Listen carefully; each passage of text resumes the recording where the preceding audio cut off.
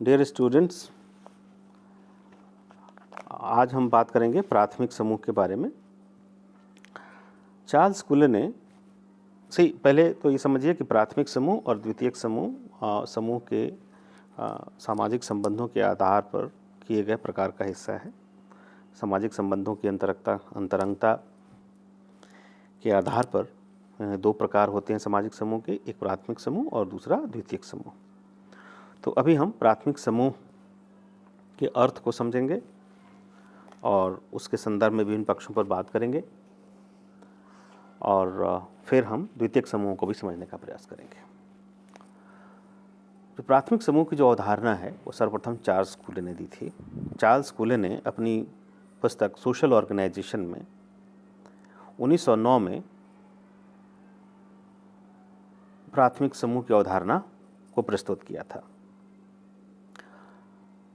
उन्होंने उस समूह को प्राथमिक समूह कहा जिसके सदस्यों में आमने सामने के संबंध पाए जाते हैं, अर्थात सदस्य एक दूसरे से प्रत्यक्ष संपर्क में होते हैं।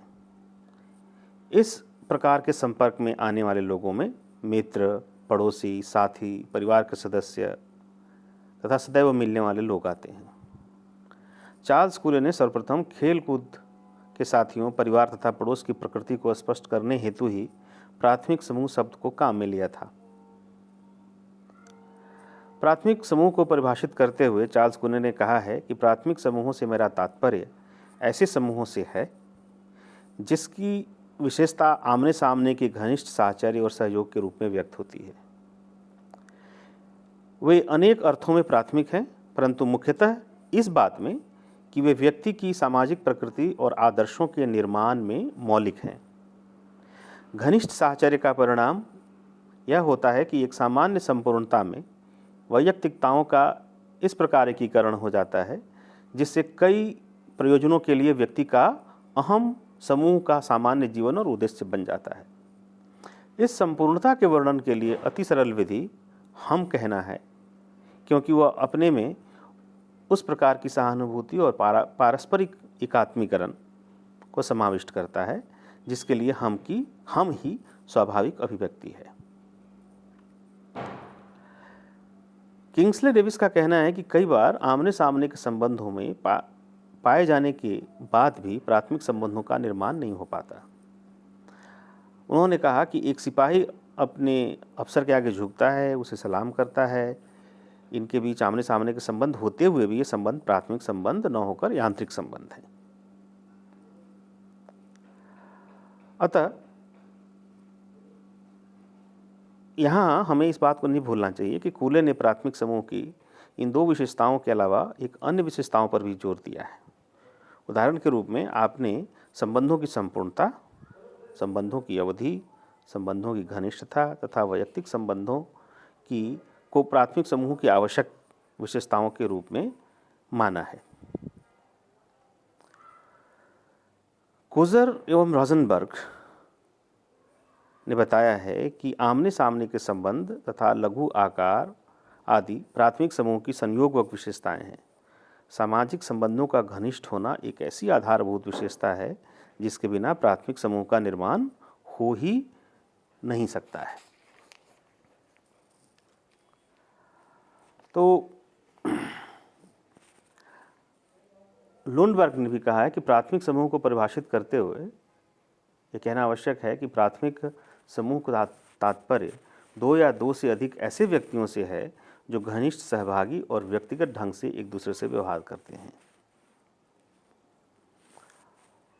मैकाइवर और पेज ने प्राथमिक समूहों के संबंध में लिखा है कि सबसे सरल, सर्वप्रथम तथा साहचर्य के सभी स्वरूपों में सार्वभौमिक समूह वह है जिसमें कि थोड़ी संख्या में लोग संगति के लिए आमने सामने मिलते हैं,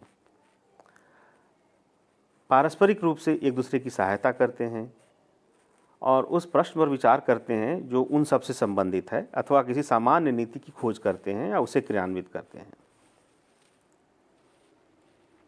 तो इन सभी चर्चाओं के पश्चात हम कह सकते हैं कि परिवार, क्रीड़ा समूह, पड़ोस, मित्र मंडली, अध्ययन समूह, इत्यादि प्राथमिक समूह के उदाहरण हैं। अब हम प्राथमिक समूह की कुछ विशेषताओं की बात करेंगे। Characteristics of primary group. Kingsley Davis ने प्राथमिक समूह की 2 प्रमुख विशेषताओं का जिक्र किया है, भौतिक तथा आंतरिक।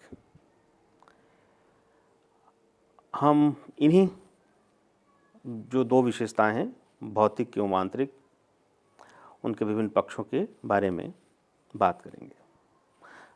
सबसे पहले भौतिक विशेषताओं को समझने का प्रयास करते हैं। वो ये है, सबसे पहली विशेषता जो होती है प्राथमिक समूह की है वह शारीरिक समीपता। यानी प्राथमिक समूह के लिए शारीरिक समीपता का होना बहुत ज़रूरी है।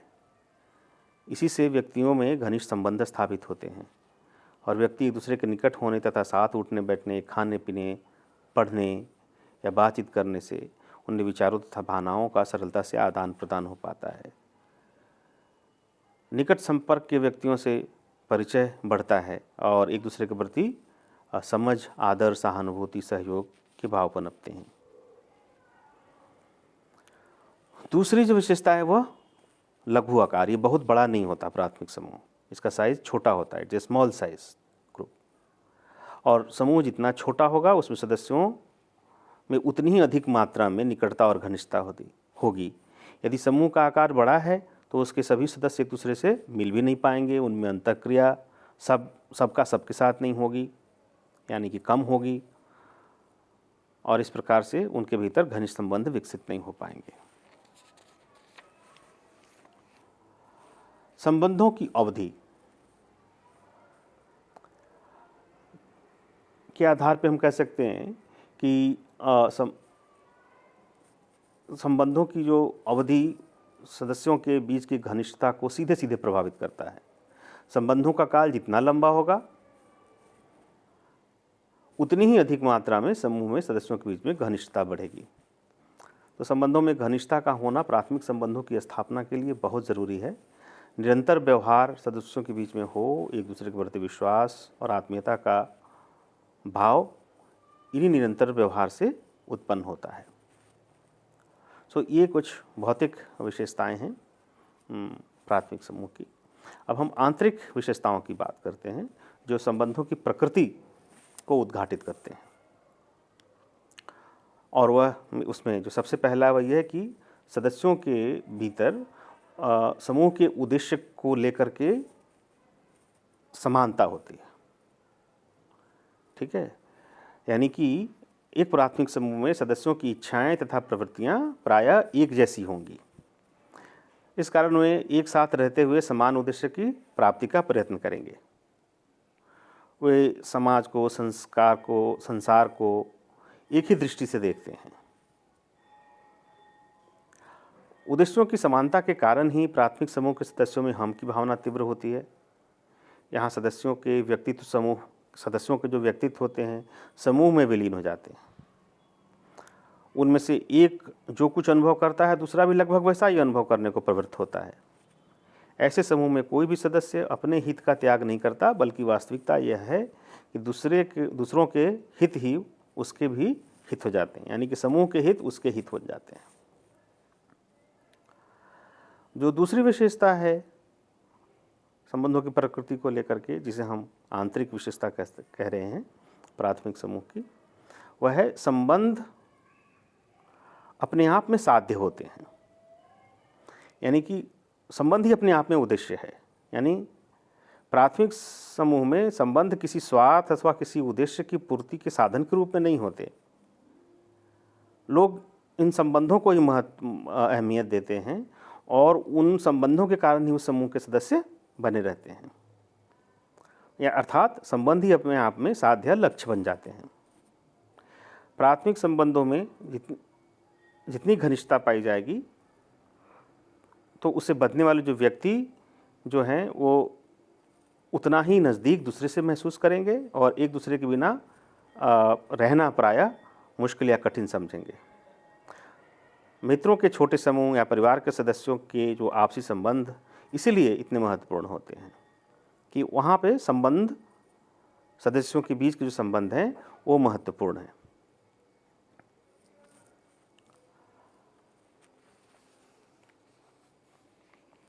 जो तीसरी विशेषता है वह है संबंध जो होते हैं प्राथमिक समूह में वो वैयक्तिक होते हैं, पर्सनल होते हैं। इसका मतलब यह है कि समूह में प्रत्येक व्यक्ति अन्य लोगों में व्यक्तियों के रूप में रुचि होती है। माता पिता या बच्चों में, भाई भाई अथवा भाई बहन में तथा मित्रों में व्यक्तिगत संबंध पाए जाते हैं। ये संबंध हस्तांतरित नहीं हो सकते। मित्र अथवा माता पिता का स्थान कोई अन्य व्यक्ति नहीं ले सकता। किसी की मृत्यु हो जाने पर ऐसे संबंध स्वतः ही समाप्त हो जाते हैं। तो ये इस प्रकार से जो संबंधों की जो वैयक्तिकता है वह प्राथमिक समूह में महत्वपूर्ण है। चौथी विशेषता यह है कि संबंध जो होते हैं पूर्ण होते हैं अपने आप में, they are all inclusive and complete. प्राथमिक संबंध में संपूर्णता का गुण पाया जाता है। ऐसे संबंध में व्यक्ति के जीवन का केवल एक पहलू नहीं बल्कि व्यक्ति अपनी संपूर्णता के साथ उसमें भाग लेता है। प्राथमिक संबंध में बंधने वाले व्यक्ति दीर्घकाल से चले आ रहे परिचय तथा घनिष्ठ संपर्क के कारण एक दूसरे को पूरी तरह जानते हैं। एक डॉक्टर का मरीज के साथ तथा शिक्षक का अपने विद्यार्थी के साथ पाया जाने वाला संबंध जीवन के किसी एक पहलू से संबंधित संबंध है। लेकिन प्राथमिक समूह में सदस्यों के जो संबंध होते हैं वो लगभग जीवन के सभी पक्षों से जुड़े होते हैं। पांचवी विशेषता यह है कि प्राथमिक जो संबंध होते हैं, प्राथमिक समूह में पाए जाने वाले जो संबंध होते हैं, उनका विकास अपने आप होता है, स्वतः विकसित होते हैं। वो बनाए नहीं जाते चाह करके, अपने आप निर्मित होते हैं। आप किसी के ऊपर दबाव डाल करके उन संबंधों को निर्मित नहीं कर सकते, वो स्वाभाविक रूप से विकसित होते हैं। कोई किसी को मित्र बनने, किसी से प्रेम करने, किसी के प्रति स्नेह अथवा श्रद्धा रखने के लिए बाध्य नहीं कर सकता। प्राथमिक संबंध इसीलिए ऐच्छिक प्रकार के होते हैं। किसी के उकसाने से ऐसे संबंध स्थापित नहीं होते।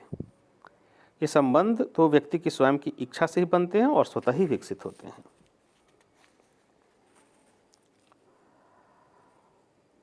और सिक्स्थ एंड जो लास्ट कैरेक्टरिस्टिक है वो ये है कि प्राथमिक संबंधों में नियंत्रण की शक्ति होती है। संबंधों की संपूर्णता एवं घनिष्ठता के कारण व्यक्ति का अस्तित्व साधारणतः प्राथमिक समूह में विलीन हो जाता है। प्राथमिक संबंधों के कारण व्यक्ति एक दूसरे के साथ ऐसा बंधा रहता है कि वह कोई ऐसा काम नहीं करना चाहता जो समूह के अन्य सदस्यों के लिए कष्टदायी हो अथवा जिसमें आदर्श प्रतिमानों की अवहेलना होती हो समूह की। प्राथमिक संबंधों के कारण ही परिवार या मित्र समूह अपने सदस्य के व्यवहारों को सरलता से नियंत्रित कर पाता है। व्यक्ति राज्य के कानूनों की अवहेलना कर सकता है परंतु अपने प्राथमिक समूह के आदर्श नियमों को नहीं तोड़ सकता। इस प्रकार प्राथमिक समूह अपने सदस्य के आचार व्यवहार पर पूरा नियंत्रण रखते हैं और वह नियंत्रण बहुत मजबूत होता है। तो यह है प्राथमिक समूहों के बीच जो पाए जाने वाले जो संबंध हैं या जो प्राथमिक समूह हैं उनकी जो प्रमुख विशेषताएं हैं उनकी चर्चा की। हम नेक्स्ट पार्ट में प्राथमिक समूहों के महत्व को संक्षेप में समझने का प्रयास करेंगे।